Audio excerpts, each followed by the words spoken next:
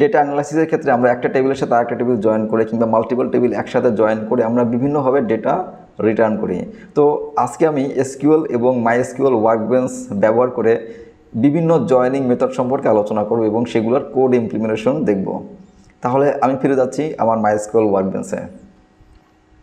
এখানে আমার সিম্পল একটা ডেটাবেজ আছে এবং এক্ষেত্রে দুইটা টেবিল আছে। একটা স্টুডেন্ট টেবিল, এখানে স্টুডেন্ট আইডি আছে, স্টুডেন্টদের নাম আছে এবং সে কোন সিটিতে আছে সেগুলো, এবং এখানে কয়েকটা মিসিং ভ্যালু আমি ইনপুট দিয়েছি। আরেকটা টেবিল আছে স্কোর, এখানে স্টুডেন্ট আইডি আছে, সাবজেক্ট আছে এবং এই সাবজেক্টের স্কোর আছে। এখানে একটা বিষয় হচ্ছে স্টুডেন্ট আইডি এই কলামটা এই টেবিলেও আছে এবং এই টেবিলেও সেম আছে এবং এই দুটো হচ্ছে প্রাইমারি কি। আচ্ছা, এখন আমরা দেখব, প্রথমে আমরা ইনার জয়েন দেখব। ইনার জয়েনের বৈশিষ্ট্য হলো দুইটা টেবিলের ভিতরে যে বিষয়গুলো এক্স্যাক্টলি সেম থাকবে, কমন থাকবে, শুধু সেই জিনিসগুলো ইনার জয়েন আমাদেরকে রিটার্ন করবে। সো আমি যদি এখন একটু কোড ইমপ্লিমেন্টেশন দেখি, select all from students, inner join scores on, আমরা কোন কন্ডিশনের উপরে আমরা জয়েন করব সেটা লিখব, students dot student ID is equal to scores dot student ID. আচ্ছা, এখানে দেখা যাচ্ছে 1 2 3 আইডিগুলো পিক করা হয়েছে।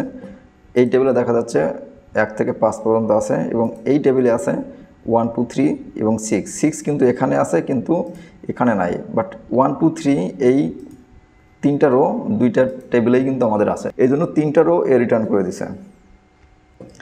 আচ্ছা, এখন যদি আমরা লেফট জয়েন দেখি,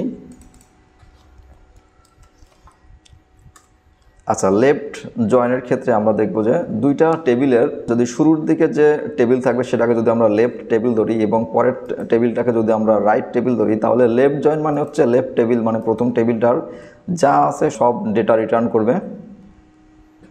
এই যে 1 2 3 4 5 এই টেবিলের 5টা রো আছে, 5টা রোই কিন্তু রিটার্ন করে দিছে।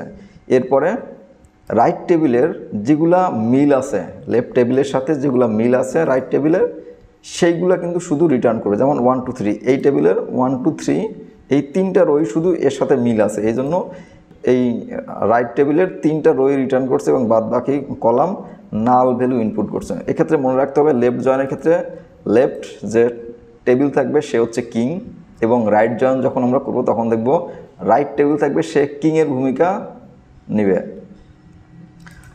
তাহলে যদি আমরা রাইট জয়েন দেখি, এক্স্যাক্টলি সেম, জাস্ট শুধু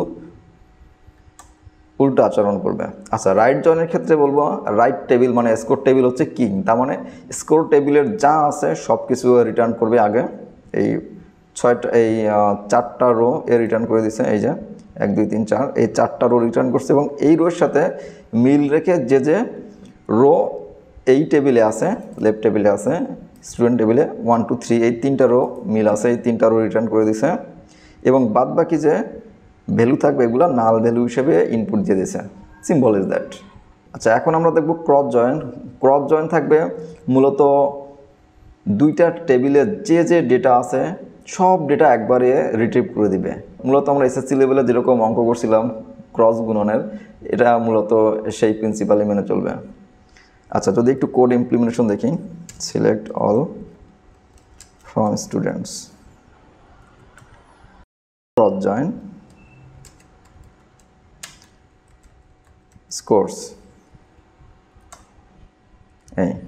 এক্ষেত্রে প্রতিটা আইডির জন্য এই রাইট টেবিলের সবগুলা রো এখানে রিট্রিভ করে দিয়েছে। এই যে এখন আমরা এই ক্রস জয়েনকে আমরা একটু অন্যভাবে লিখতে পারবো, যদি আমরা একসাথে লিখে দিই সিলেক্ট স্টার মানে all from students and score.